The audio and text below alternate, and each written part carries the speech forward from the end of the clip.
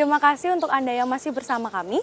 Bagi Anda yang baru bergabung, berikut kami sajikan kembali 3 berita utama hari ini.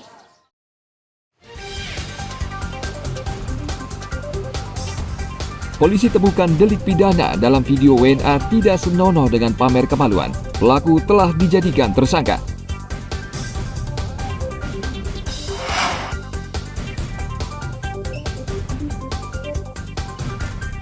Tiga pengedar narkoba jenis sabu-sabu diringkus polisi. Jaringan narkoba pelaku tengah diburu.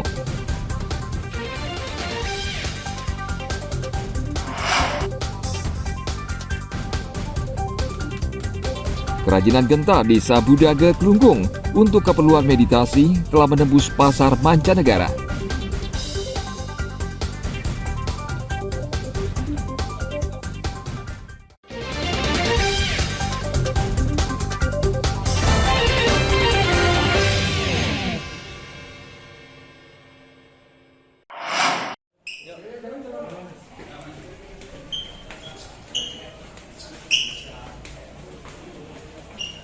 Tiga pengedar dan 2 pengguna narkoba jenis sabu-sabu diringkus Satuan Reserse Narkoba Polres Buleleng pada bulan Mei saat polisi menggelar Operasi Antik 2023.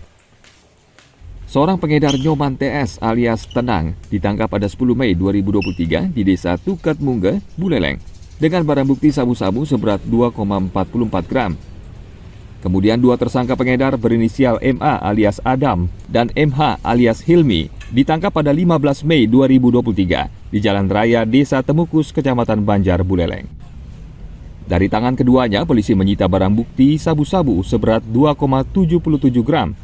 Sementara 2 tersangka lainnya, Gede alias Dian dan Gede Asa alias Depong, ditangkap karena mengkonsumsi sabu-sabu pada tanggal 10 dan 12 Mei lalu. Tersangka Dian ditangkap di Desa Sangsit, Kecamatan Sawan, sedangkan tersangka Depong ditangkap di Desa Cempage, Kecamatan Banjar, Buleleng. Kapolres Buleleng AKBP Danwardana mengatakan, ketiga pengedar sabu-sabu terancam dipenjara seumur hidup atau minimal 5 tahun. Sementara 2 tersangka pemakai sabu-sabu akan dijerat dengan hukuman penjara 4 tahun dan paling lama 12 tahun. Sebanyak 4 kasus di mana tersangkanya ada 5 orang yang terdiri dari 3 pengedar dan 2 pengguna. 5 orang ini kami sangkakan dengan pasal 114 dan 112 Undang-Undang Nomor 35 Tahun 2009. Narkoba khususnya ada di Buleleng, kerjasama peran serta kita di semua elemen masyarakat.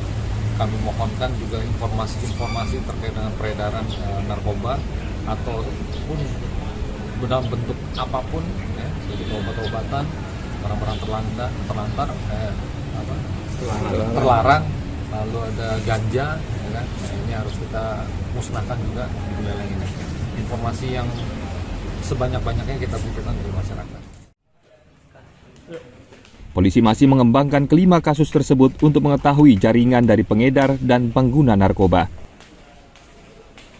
Tim Liputan melaporkan dari Kabupaten Buleleng.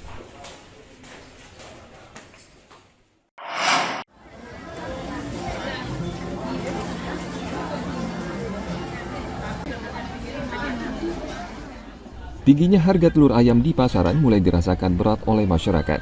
Di sejumlah pasar di Karangasem, harga telur ayam ukuran sedang saat ini bahkan sudah mencapai Rp53.000 per kerat isi 30 butir. Harga telur ayam ukuran sedang dalam 2 pekan ini sudah mengalami 2 kali kenaikan. Dari sebelumnya Rp43.000 per kerat merangkak menjadi Rp48.000 dan kini menjadi Rp53.000 per kerat. Harga telur ayam ukuran kecil juga kembali mengalami kenaikan. Jika beberapa hari lalu harga per keratnya Rp45.000, saat ini harga per keratnya sudah mencapai Rp48.000.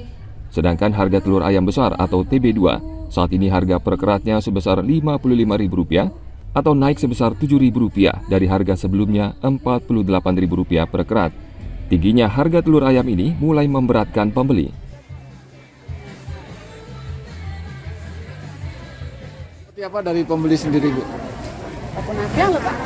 Nggih. Ada orang yang cuma kau tahu yang satu duduk di dapur. Beli pun, Pak. Berapa, Bu?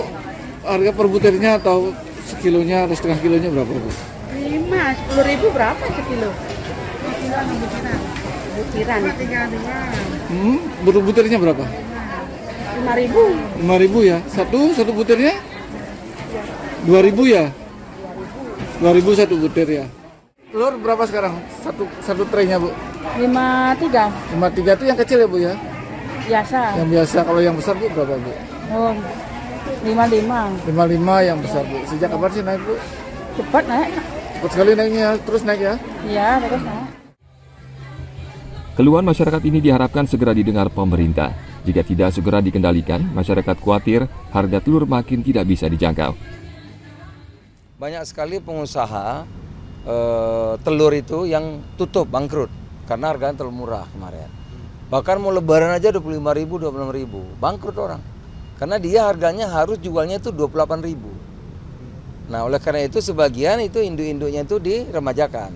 Potong gitu dan perlu waktu, ya satu, tentu perlu waktu. Kedua, memang ada beberapa harga seperti jagung, saya dengar pakan naik, tentu akan mempengaruhi. Nah, oleh karena itu tentu harus diambil langkah-langkah. Pertama,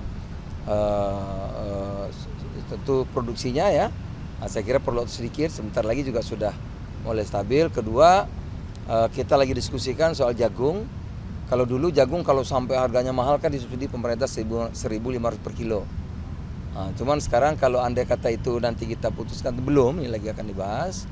Tapi yang disubsidi itu dari petani lokal. Sebelumnya, Menteri Perdagangan telah mengisyaratkan rencana pemerintah dalam mengatasi kenaikan harga telur.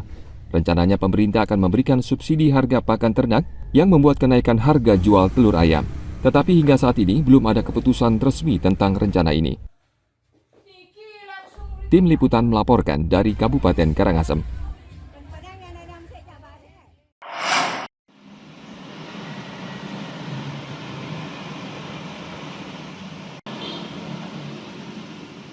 Untuk mengoptimalkan pendapatan asli daerah PAD dari sektor parkir, Dinas Perhubungan Pemkab Gianyar berencana akan memberlakukan parkir progresif di kawasan Pura Tirtempul, Tampak Siring, dan Gua Gajah Bedulu. Saat ini Dinas Perhubungan masih menghitung dan mempertimbangkan dengan melihat jumlah kendaraan yang parkir di tempat wisata tersebut. Jumlah mobil yang parkir masih berkisar 200 mobil per hari. Sementara jumlah kendaraan yang parkir sebelum pandemi mencapai 500 hingga 600 mobil per hari. Jika nanti sudah mencapai angka normal, maka kemungkinan besar parkir progresif akan diberlakukan. Saat ini tarif parkir masih Rp5.000. Penerapan parkir progresif akan dilakukan dengan memanfaatkan kembali portal parkir. Di Tirtempul sama di Gua Gajah. Karena kita di Gua Gajah bersama dengan pihak ketiga, setelah diadakan simulasi, ternyata kunjungan ke Gua Gajah itu belum normal seperti biasa. Ada hitung-hitungannya, ada marginnya. Kalau memang margin itu belum terpenuhi ya, belum bisa dilaksanakan. Yang jelas itu kan untuk mengantisipasi kebocoran lebih banyak. Di Tirtempul juga sama. Nanti kalau begitu normal, nanti kita akan manfaatkan. Termasuk parkir yang di kota itu kan ada yang kecil-kecil itu? Yang di kota itu, nah karena kebetulan tempatnya tidak strategis, itu rencana kita hapuskan. Masih tunggu proses ambil parkir di. Selain mengoptimalkan pendapatan parkir dan menghindari kebocoran dari hasil retribusi parkir, rencana tarif progresif ini juga untuk mengoptimalkan pelayanan dan keamanan kendaraan yang diparkir. Kajian penerapan parkir progresif di kawasan parkir Pura Tirtempul dan Pura Gua Gajah rencananya juga akan diberlakukan di Pasar Seni Sukawati dan beberapa area lainnya. Tim Liputan melaporkan dari Kabupaten Gianyar.